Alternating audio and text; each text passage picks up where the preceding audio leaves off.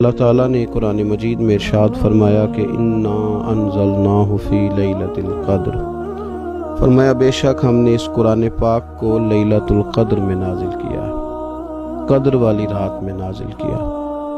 وما ادراک ما لیلۃ القدر، قرآن مجید کے انداز پر غور فرمائیں، فرمایا تم کیا جانتے ہو کہ لیلۃ القدر کیا ہے، تمہیں کیا خبر ہو کہ لیلۃ القدر کیا ہے۔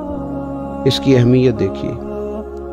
میں کہا کرتا ہوں کہ صرف اس ایک فکرے کو دیکھ لیا جائے، وما ادراک ما لیلۃ القدر، اور تم کچھ جانتے ہو کہ لیلۃ القدر کیا ہے، تمہیں کیا خبر کہ لیلۃ القدر کیا ہے۔ لیلۃ القدر 1000 مہینے سے بہتر ہے۔ ان آیات کو دیکھیں اور ساتھ نبی پاک صلی اللہ علیہ وسلم کا وہ فرمان دیکھیں جس میں حضور علیہ السلام نے فرمایا تمہارے پاس ایک مہینہ آ رہا ہے رمضان کا، اس میں ایک رات ہے جو 1000 مہینے سے بہتر ہے، اور یہ لفظ کتنے جھنجھوڑنے والے ہیں۔ حضور علیہ السلام نے فرمایا جو اس رات محروم رہ گیا وہ ہر نیکی سے محروم رہ گیا، جو اس رات محروم رہا محروم ہی رہ گیا۔ اتنی بڑی بات۔ فرمایا تنزل الملائکۃ والروح، اس دن فرشتے اور روح القدس یعنی جبریل امین اترتے ہیں، فیہا اس رات میں، بِإِذْنِ رَبِّهِمْ مِنْ كُلِّ امر، اپنے رب کے حکم سے ہر خیر کے کام کے لیے۔ سلامن، یہ رات سلامتی والی ہے، ہی حتی مطلع الفجر، یہاں تک کہ فجر طلوع ہو جائے۔ سرے شام سے لے کر مغرب سے لے کر فجر تک یہ رات سلامتی والی۔ اس کو لیلۃ القدر اس لیے کہا جاتا ہے، ہمارے مفسرین فرماتے ہیں کہ اس دن قدر والی کتاب قرآن پاک قدر والے محبوب پہ نازل ہوئی اور قدر والی امت کی طرف بھیجی گئی۔ نبی پاک صلی اللہ تعالیٰ علیہ وسلم نے جب پرانی امتوں کی عمریں دیکھی، نہ کسی کی 1000 سال ہوئی، کسی کی اس سے زیادہ ہوئی، تو اللہ کے محبوب علیہ السلام کے دل مبارک میں یہ خیال آیا کہ میری امت کی عمریں تو بڑی تھوڑی ہوں گی، تو کیسے اتنی لمبی نیکیاں کر سکیں گے۔ تو اللہ تعالیٰ نے پھر لیلۃ القدر عطا فرمائی۔ گویا اس ایک رات میں جو آدمی نیکی کرے، 1000 دن نہیں۔ کتنا لوگوں کو شوق ہے کہ کوئی ایسا جیک لگے، یکدم میری ساری چیزیں بڑھ جائیں۔ اس پر بھی تو ذرا غور کرے نا، یہ ایک رات 1000 دن سے نہیں، 1000 مہینے سے افضل ہے۔ 1000 یکدم آپ کی نیکیوں کی عمر 1000 ماہ تک چلی جاتی ہے۔ کتنی بڑی فضیلت کی بات ہے۔ میرے رسول کریم صلی اللہ تعالیٰ علیہ وآلہ وسلم خاص توجہ دلاتے، اس رات کے حوالے سے خاص توجہ دلاتے، اور یہ رات کب ہوتی ہے؟ صحیح حدیث میں موجود ہے، نبی پاک صلی اللہ تعالیٰ علیہ وسلم نے فرمایا کہ اسے رمضان کے آخری عشرے میں تلاش کرو۔ گویا یہ جو 5 طاق راتیں ہیں نا، 21ویں، 23ویں، 25ویں، 27ویں، 29ویں، ان طاق راتوں میں اس رات کو تلاش کرو۔ اس رات اللہ کے فرشتے نازل ہوتے ہیں، آسمان دنیا پر، زمین پر فرشتے اترتے ہیں۔ حضرت جبریل امین علیہ السلام انہیں لے کر کے آتے ہیں، اور فرشتے کیا کرتے ہیں کہ جو بندہ اس رات اللہ کی یاد میں موجود ہو، جو بندہ اللہ تبارک و تعالیٰ کے ذکر میں موجود ہو، جو بندہ اس دن اللہ تبارک و تعالیٰ کی بارگاہ میں کسی بھی طور پر حاضر ہو، فرشتے اس کے لیے دعائے مغفرت بھی کرتے ہیں اور رب کی بارگاہ میں التجائے رحمت بھی کرتے ہیں۔ اور ایک روایت میں ہمیں یوں بھی ملتا ہے کہ فرشتے اسے مصافحہ بھی کرتے ہیں، ہاتھ بھی ملاتے ہیں۔ دیکھیے نا کتنی سعادت مندی ہے کہ انسان عبادت کر رہا اور فرشتے اس کی زیارت کو آئیں۔ ہمارے صوفیاء فرماتے ہیں تو پکا پروگرام بنا لے عبادت کا، فرشتے کئی بار تیری زیارت کو آیا کریں گے۔ اور پھر ایک اور بات یہاں بڑی قابل توجہ ہے کہ انسان جب محسوس کرتا ہے مجھے کچھ دیکھ رہا ہے، تو ذرا اس کی عبادت کا انداز بھی تھوڑا تبدیل ہو جاتا ہے۔ تو اگر یہ ذہن ہو ہمارا کہ ہمیں فرشتے دیکھ رہے ہیں اور وہ والی مخلوق دیکھ رہی ہے جو ہماری ڈائری ڈائریکٹ لے جا کے ہمارے رب کی بارگاہ میں پیش کرے، تو پھر کچھ زیادہ ہی توجہ مسلمان کی ہونی چاہیے، زیادہ ہی انہماک ہونا چاہیے، وہ کھو جائے۔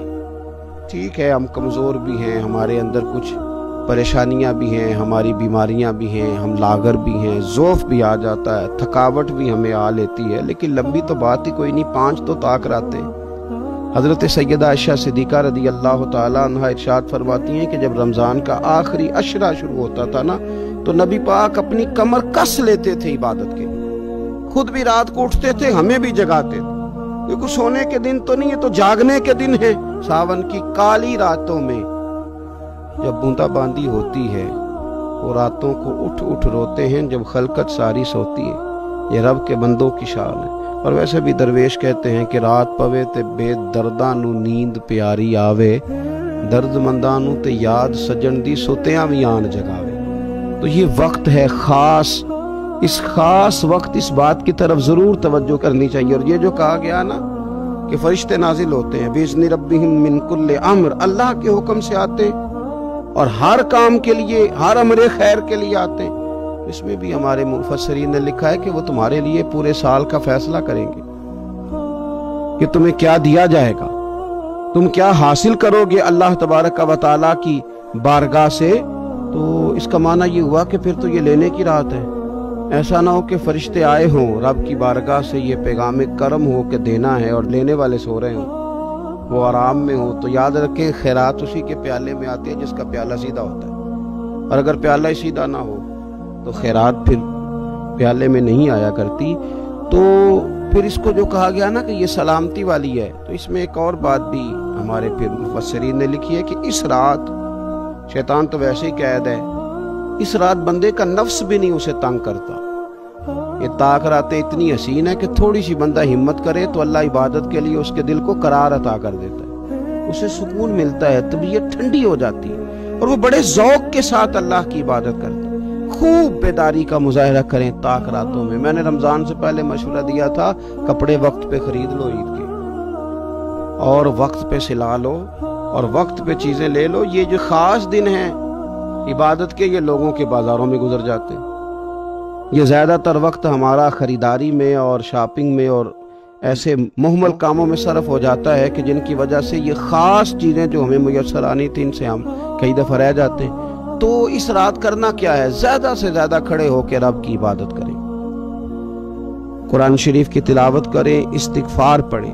سیدہ طیبہ طاہرہ حضرت عائشہ صدیقہ رضی اللہ تعالی عنہا نے عرض کی یا رسول اللہ اگر مجھے یہ رات مل جائے تو کیا پڑھوں؟ تو فرمایا عائشہ تم یہ دعا مانگنا، اللہم انک عفو، اے اللہ بے شک تو درگزر کرنے والا، تحب العفو، اور تو درگزر کرنے کو پسند بھی کرتا ہے، فاعف عنی، ہم سے بھی درگزر فرما، ہمارے گناہوں کو معاف فرما۔ یعنی اس رات اللہ سے درگزر کا سوال کریں۔ جو لوگوں کے سامنے اپنی خطائیں ہوتی ہیں وہ تو ویسے بیچارے ہر وقت معافی مانگتے رہتے ہیں، جن کے پیش نظر اپنی غلطیاں ہوتی ہیں، جو اپنے رب کریم کی بارگاہ میں حاضر ہونے کا ارادہ رکھتے ہیں صاف ستھرا ہو کر، وہ تو ویسے ہی معافی کے طلبگار ہوتے ہیں۔ تو یہ تو خاص چانس ملا ہے معافی مانگنے کا، تو بالکل سستی کا مظاہرہ نہ کریں، بالخصوص وہ لوگ جو اعتکاف میں موجود ہیں۔ نیند تو کسی وقت بھی آ جاتی ہے، آپ دوپہر کو بھی ذرا چپ کر کے لائٹ آف کریں تو یہ آ ہی جاتی ہے۔ آپ سر شام بھی تھوڑا سا کھانا کھانے کے بعد اگر کمر سیدھی کرنے کو بھی لیٹ جائیں تو نیند تو پھر بھی آ ہی جاتی ہے۔ لیکن یہ سنہری قسم کے ایام ہیں، سختی نہیں، پابندی نہیں، فرض نہیں، لیکن اگر شوق کے ساتھ، ذوق کے ساتھ، توجہ کے ساتھ۔ میں ایک مثال دیا کرتا ہوں کہ یہ ہمارے پاس قیمتی دن ہے رمضان کے، ایک عمل کا ثواب 70 کے برابر ہے۔ جس طرح انسان کے پاس کوئی چیز تھوڑی دیر کے لیے آئے تو اس نے جانا ہو تو لوگ اس سے زیادہ فائدہ اٹھانے کی کوشش کرتے ہیں۔ دیہاتوں میں نا غریب گھروں میں استری نہیں ہوتی تھی، ہر گھر میں نہیں ہوتی تھی، تو کسی پڑوس سے استری لے کے آتے تھے تو بوڑھے لوگ یہ کہا کرتے تھے کہ زیادہ کپڑے استری کر لو، استری واپس کر دیں۔